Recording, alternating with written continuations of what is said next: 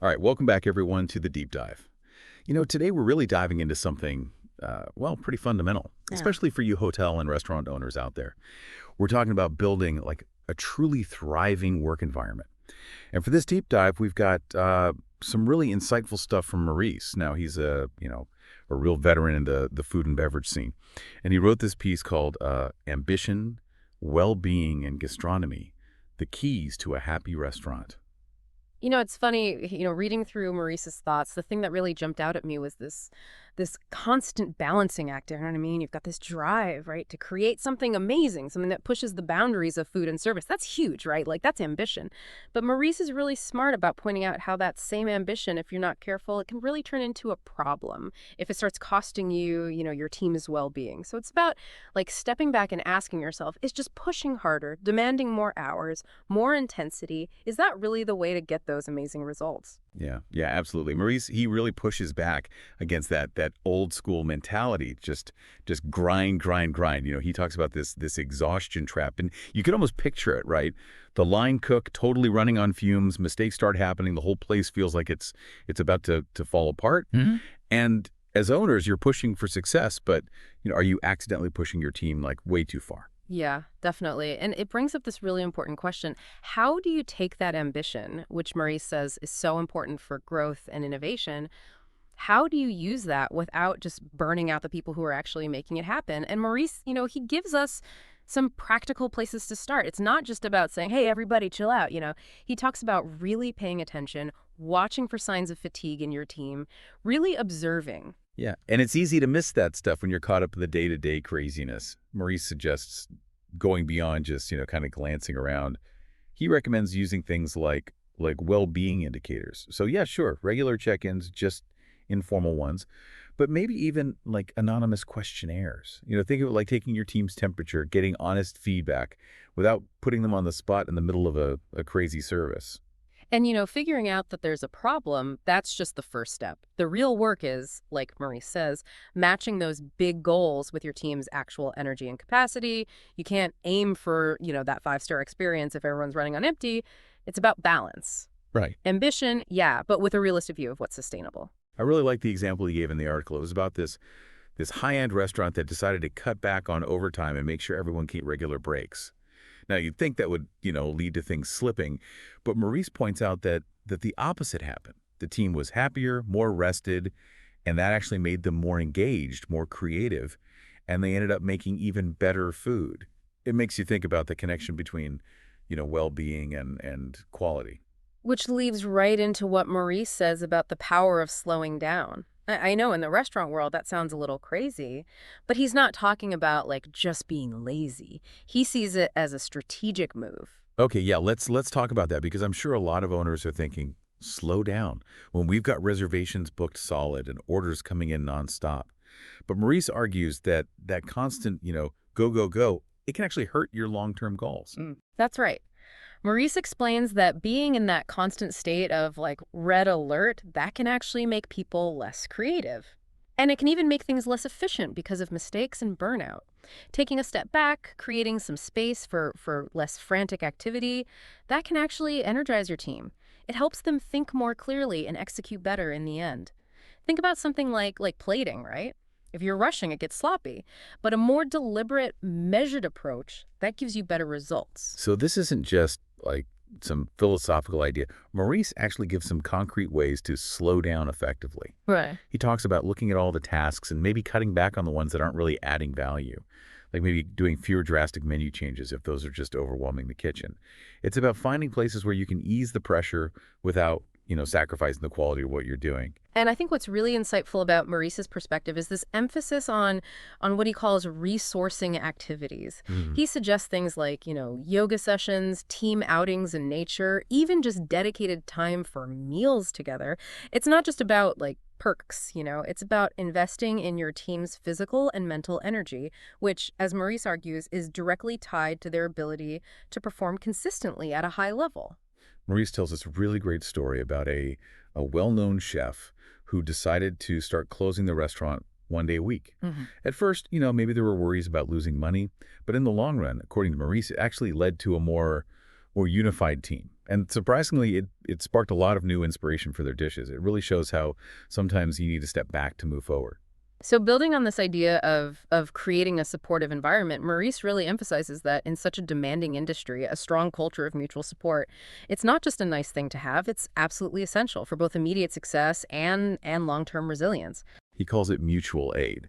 And it's about creating an environment where asking for help isn't seen as a weakness, but as like a normal part of working together. It's about valuing the team over individual heroics and creating a sense of shared responsibility. And how do you build that kind of environment? Well, Maurice has some practical ideas. He talks about the importance of regular team meetings where everyone feels comfortable sharing their difficulties, brainstorming solutions, and just connecting with each other beyond the stress of service. It's about opening those lines of communication and building trust. And Maurice makes a really important point about the role of leadership here. It's not enough to just talk about support. Leaders, from the head chef to the manager, they need to actually demonstrate it. When they're not afraid to ask for help when they need it, that sets a powerful example for the whole team. It normalizes the idea that we're all in this together. Maurice tells this fascinating story about a restaurant that actually came up with a silent signal, like a touch on the lapel, that employees could use to discreetly let someone know they needed help without, interrupting the flow of service or drawing attention to themselves.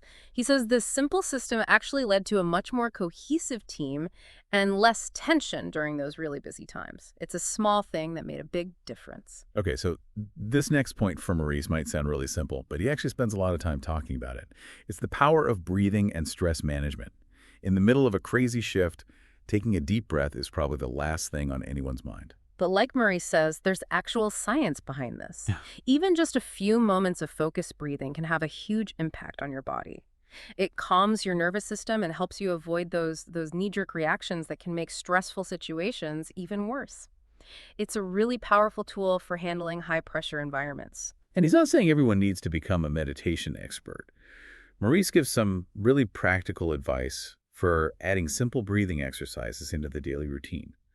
Even just a minute or two of deep breaths before service starts can make a real difference in setting a calmer tone. He also suggests maybe creating some small, designated, quiet spaces where team members can just step away for a minute and recenter themselves during those really intense periods.